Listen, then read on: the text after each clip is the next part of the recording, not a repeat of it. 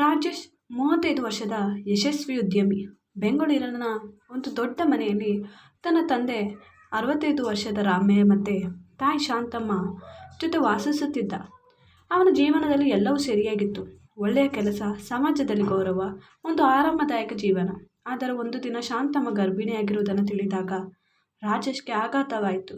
ಈ ವಯಸ್ಸಿನಲ್ಲಿ ಇದು ಏನು ಒಡಂಬಡಿಕೆ ಎಂದು ಅವನ ಮನಸ್ಸು ಕೊರಗಿತು.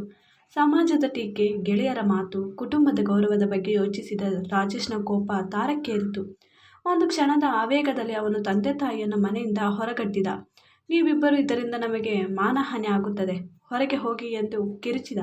ಶಾಂತಮ್ಮ ಕಣ್ಣೀರಿಟ್ಟರೂ ರಾಮಯ್ಯ ತಲೆ ತಗ್ಗಿಸಿ ಮೌನವಾಗಿ ಹೊರ ನಡೆದ. ಆ ಕ್ಷಣದಲ್ಲಿ ರಾಜೇಶ್ಗೆ ತಾನು ಸರಿಯಾದ ತೀರ್ಮಾನ ತೆಗೆದುಕೊಂಡಿದ್ದೇನೆ ಎನಿಸಿತು. ಆದರೆ ರಾತ್ರಿಯಾಗುತ್ತಿದ್ದಂತೆ ಅವನ ಮನಸ್ಸಿನಲ್ಲಿ ಒಂದು ಗೊಂದಲ ಶುರುವಾಯಿತು. ಅವರು ಎಲ್ಲಿಗೆ ಹೋಗಿರಬಹುದು? ತಾಯಿಯ ಆರೋಗ್ಯ ಹೇಗಿರಬಹುದು? ಈ ಪ್ರಶ್ನೆಗಳು ಅವನನ್ನು ಕಾಡತೊಡಗಿದವು. ಮನೆಯ ಖಾಲಿತನವು ಅವನಿಗೆ ತಾನು ಮಾಡಿದ ತಪ್ಪಿನ ಮೊದಲ ಸುಳಿಯನ್ನು ಕೊಟ್ಟಿ ತುದಿಯ ದಿನಗಳು ಕಳೆದವು. ಆದರೆ ರಾಜೇಶ್ನ ಮನಸ್ಸಿನಲ್ಲಿ ಶಾಂತಿ ಇರಲಿಲ್ಲ. ಆಫೀಸ್ನಲ್ಲಿ ಕೆಲಸಕ್ಕೆ ಗಮನ ಕೊಡಲಾಗದೆ, ತಾಯಿಯ ಕಣ್ಣೀರಿನ ಮುಖ, ತಂದೆಯ ಮೌನದ ನೋಟ ಅವನ ಕಣ್ಣ ಮುಂದೆ ಕಾಡುತ್ತಿತ್ತು. ಒಂದು ದಿನ ಆಫೀಸ್ನಲ್ಲಿ ಒಬ್ಬ ಸಹಾಯಕನಾದ ಶಿವು, ಸರ್, ನಿಮ್ಮ ತಾಯಿ ತಂದೆ ಎಲ್ಲಿ, ಯಾಕೆ ಕಾಣಿಸುತ್ತಿಲ್ಲ ಎಂದು ಕೇಳಿದಾಗ ರಾಜೇಶ್ಗೆ ಒಂದು ಕ್ಷಣ ಉಸಿರುಗಟ್ಟಿತು. ಅವರು ಹಳ್ಳಿಗೆ ಹೋಗಿದ್ದಾರೆ ಎಂದು ಸುಳ್ಳು ಹೇಳಿದ. ಆದರೆ ಶಿವುವಿನ ಮಾತು ಅವನ ಮನಸ್ಸಿಗೆ ಗಾಯವನ್ನು ಇನ್ನಷ್ಟು ತೀವ್ರಗೊಳಿಸಿತು. ರಾಜೇಶ್ ತನ್ನ ಗೆಳೆಯರ ಬಳಿ, ಸಂಬಂಧಿಕರ ಬಳಿ ತಾಯಿ ತಂದೆಯ ಬಗ್ಗೆ ವಿಚಾರಿಸಿದ. ಆದರೆ ಯಾರಿಗೂ ಏನೂ ಗೊತ್ತಿರಲಿಲ್ಲ. ನಾನು ಯಾಕೆ ಅವರನ್ನು ಕೇಳದೆ ಹೊರಗಟ್ಟಿದೆ? ಸಮಾಜಕ್ಕಿಂತ ಕುಟುಂಬದ ದೊಡ್ಡದಲ್ಲೇ ಎಂದು ಅವನ ಮನಸ್ಸು ಕೇಳಿತು. ಆ ರಾತ್ರಿ ಅವನಿಗೆ ನಿದ್ರೆ ಬರಲಿಲ್ಲ. ತನ್ನ ಕೋಪದ ತೀರ್ಮಾನವು ತಾನು ಪ್ರೀತಿಸುವವರನ್ನು ದೂರ ಮಾಡಿದೆ ಎಂಬ ಅರಿವು ಅವನನ್ನು ಕಾಡಿತು. ರಾಜೇಶ್ ತನ್ನ ತಾಯಿಯ ಆರೋಗ್ಯದ ಬಗ್ಗೆ ಚಿಂತಿಸತೊಡಗಿದ. ಅವಳಿಗೆ 60 ವರ್ಷ, ಗರ್ಭಿಣಿಯಾಗಿರುವುದು ಆರೋಗ್ಯಕ್ಕೆ ಅಪಾಯಕಾರಿಯೇ ಎಂದು ಯೋಚಿಸಿದ. ಆದರೆ ಈಗ ತಾನು ಏನು ಮಾಡಬೇಕೆಂದು ಅವನಿಗೆ ಗೊತ್ತಿರಲಿಲ್ಲ. ರಾಜೇಶ್ಗೆ ತನ್ನ ತಾಯಿ ತಂದೆಯನ್ನು ಹುಡುಕುವ ನಿರ್ಧಾರ ಕೈಗೊಂಡ. ಆದರೆ ಎಲ್ಲಿಂದ ಶುರು ಮಾಡಬೇಕೆಂದು ಗೊತ್ತಿರಲಿಲ್ಲ. ಅವನು ಮೊದಲಿಗೆ ಸ್ಥಳೀಯ ದೇವಾಲಯ, ಆಸ್ಪತ್ರೆ, ಬಸ್ ನಿಲ್ದಾಣಗಳಿಗೆ ಭೇಟಿ ನೀಡಿದ. ನನ್ನ ತಾಯಿ ತಂದೆಯನ್ನು ಯಾರಾದರೂ ನೋಡಿದ್ದಾರಾ ಎಂದು ವಿವರಣೆಗೊಂದಿಗೆ ಕೇಳಿದ. ಆದರೆ ಯಾರಿಂದಲೂ ಉಪಯುಕ್ತ ಮಾಹಿತಿ ಸಿಗಲಿಲ್ಲ. ಒಂದು ದಿನ ಅವನಿಗೆ ತನ್ನ ಹಳೆಯ ಗೆಳೆಯ ಸುರೇಶ್ ಭೇಟಿಯಾದ. ಸುರೇಶ್ಗೆ ರಾಜೇಶ್ನ ಕಥೆಯನ್ನು ಕೇಳಿ ಆಘಾತವಾಯಿತು. ನೀನೇನು ಮಾಡಿದ ರಾಜೇಶ್? ಅವರನ್ನು ಹೊರಗಟ್ಟಿದೆಯಾ? ಈಗ ಹುಡುಕಾಟ ಶುರು ಮಾಡಿದ್ದೀಯಾ ಎಂದು ಕೇಳಿದ. ಸುರೇಶ್ ಒಂದು ಸಲಹೆ ನೀಡಿದ. ನಿಮ್ಮ ಹಳ್ಳಿಗೆ ಹೋಗಿ ನೋಡು, ಬಹುಶಃ ಅವರು ರಾಮಯ್ಯನವರ ಹಳೆಯ ಮನೆಗೆ ಹೋಗಿರಬಹುದು. ರಾಜೇಶ್ಗೆ ಈ ಸಲಹೆ ಒಂದು ಆಶಾಕಿರಣವಾಯಿತು. ಅವನು ತನ್ನ ಕಾರನ್ನು ತೆಗೆದುಕೊಂಡು ತುಮಕೂರಿನ ಬಳಿಯ ತಮ್ಮ ಹಳ್ಳಿಗೆ ತೆರಳಿದ. ಆದರೆ ಅಲ್ಲಿ ತನ್ನ ತಂದೆ ತಾಯಿಯ ಬಗ್ಗೆ ಯಾವುದೇ ಸುಳಿವು ಸಿಗಲಿಲ್ಲ. ಹಳ್ಳಿಯವರು ಕೆಲವರು ರಾಮಯ್ಯ ಒಮ್ಮೆ ಇಲ್ಲಿಗೆ ಬಂದಿದ್ದ, ಆದರೆ ಒಂದೇ ದಿನದಲ್ಲಿ ಹಿಂತಿರುಗಿದ ಎಂದು ಹೇಳಿದರು.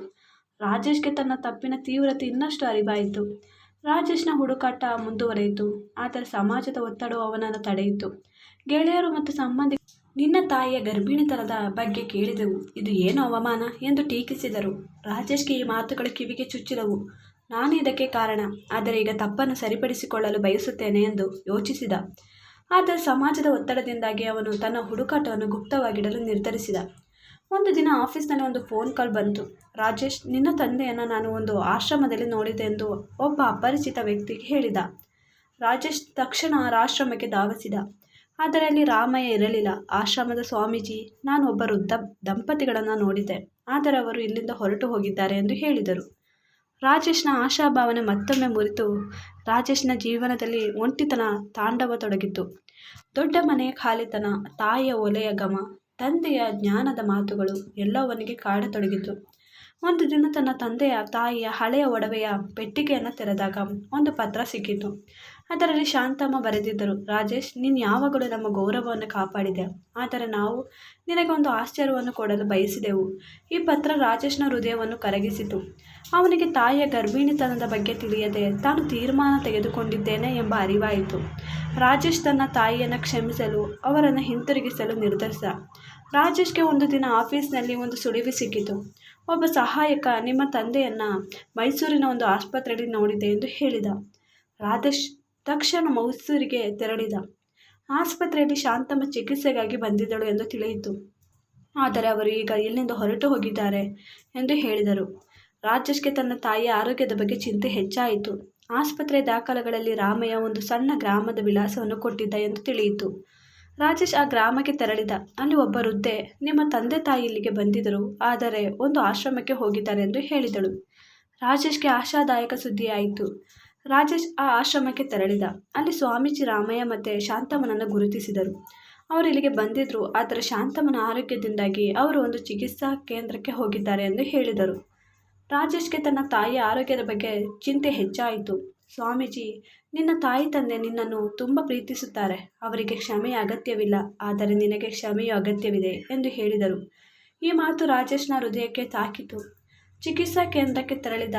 ಅಲ್ಲಿ ಶಾಂತಮ್ಮ ಗರ್ಭಿಣಿಯಾಗಿರಲಿಲ್ಲ, ಬದಲಿಗೆ ಒಂದು ಗಂಭೀರ ಕಾಯಿಲೆಗೆ ಚಿಕಿತ್ಸೆ ಪಡೆಯುತ್ತಿದ್ದಳು. ರಾಮಯ್ಯ ತನ್ನ ಹೆಂಡತಿಯ ಜೊತೆಯಲ್ಲಿದ್ದ. ರಾಜೇಶ್ಗೆ ತಾನು ತಪ್ಪು ತಿಳಿದುಕೊಂಡಿದ್ದೇನೆ ಎಂದು ತಿಳಿಯಿತು. ಅವನು ತಾಯಿಯ ಕಾಲಿಗೆ ಬಿದ್ದು ಕ್ಷಮೆ ಕೇಳಿದ.